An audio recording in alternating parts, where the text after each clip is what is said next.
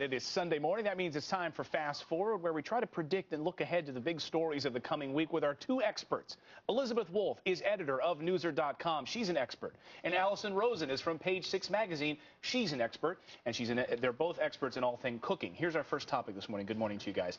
Gastrosexuals. Get ready for this new term. Men now cooking on purpose to seduce women. Women being turned on by the fact that men are cooking, sort of turning the tables a little bit. The new term being introduced this week and could catch on this coming week, gastrosexuals. 1 minute on the clock. Elizabeth, you're a woman. Do you think that men should be cooking for you and trying to seduce you? Oh, I think men should be cooking for me, of course. And I always have this inferiority complex that my food could be a lot better if I were a man.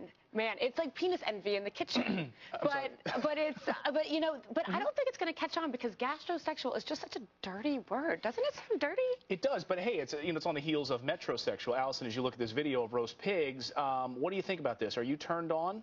Oh, yeah. No, you know what's a turn off is like what you're saying. The term gastrosexual. It sounds like a medical condition.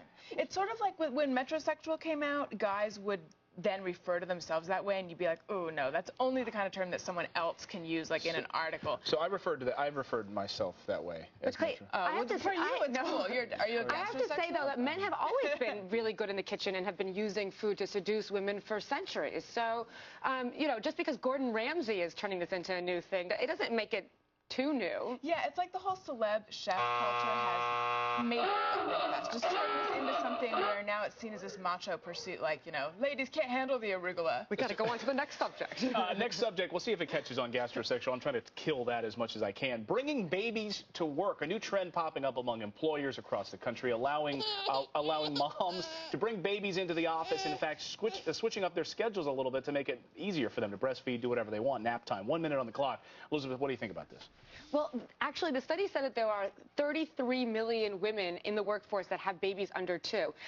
33 corporate babies now. Can you imagine this? This is going to be a generation of really traumatized kids. But then I feel really bad for those people that don't have kids and, frankly, don't want to have to deal with babies in the workforce. What about, there's an argument, though, that women, leave and then they don't want to come back, right? Yeah, exactly. I think this is actually a really good idea because a lot of my girlfriends go on maternity leave, and then, if at all possible, they don't come back because, financially, if they can handle it. They just get used to it. Well, they don't want to leave their baby, and they just feel like they can't go back to focusing on the job that much. So if they could come back and bring their baby, as long as it's not going to have a negative effect on the people there who don't have babies. You can't have your cake and eat it, too. But you would be upset. At Newser.com, would you be furious that you're sitting there and there's babies crying around you while you're trying to do work? Yeah. What if it was puppies, though? I would hate it. Puppies?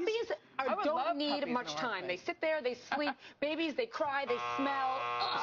Well, yeah, puppies never smell, and they never bark or anything. All right, here, topic number 3, nude eating. Here's one I know you both are very excited about. Here's a new trend popping up. Because it's been so hot lately, there's actually a club that has started where people are encouraged to come and eat completely in the nude. Here's the founder. Here's what he says about it. Here's the guy who created this nude dining. He says, look, we're not out to shock or put on a public spectacle, but we only want to do things that other people do in the way that are most comfortable doing them. That, for us, is without clothes. 1 minute on the clock. Elizabeth, would you eat at a place where everyone is nude? And have you? No, I haven't, and I would like to be wearing a bra anytime I have a meal. It's much more comfortable for me. I don't understand what this guy is talking about. The best part about it, though, is that their club, their motto is no hot soup. No hot soup. Yeah, that is their motto, obviously, for obvious reasons. Have you ever seen this, and would you eat at a place like this? Oh, me? No, I would not. This is like that Seinfeld episode. It's like good naked versus bad naked, Right. It's unappetizing. It's like, if you're eating finger foods, that's one thing, but what if you're, like, trying to get lobster meat out of a lobster? You know what I mean? It's just Well, I actually want to know what restaurants are hosting these gatherings, and then I will boycott those restaurants because I want them to disinfect their chairs. Well, that's true, and that's what's really weird is they're not going to put anything down on the chairs. Yeah, the group, the motto is no hot soup. They have a membership of about 50 regulars, and they attend regularly in the city of New York. They clothes-free meals. They want healthy meals, which is very important to them. And the founder says, hey, we're just comfortable nude. We're just comfortable. The interesting thing is that the waiters still have to wear clothing because of the health code.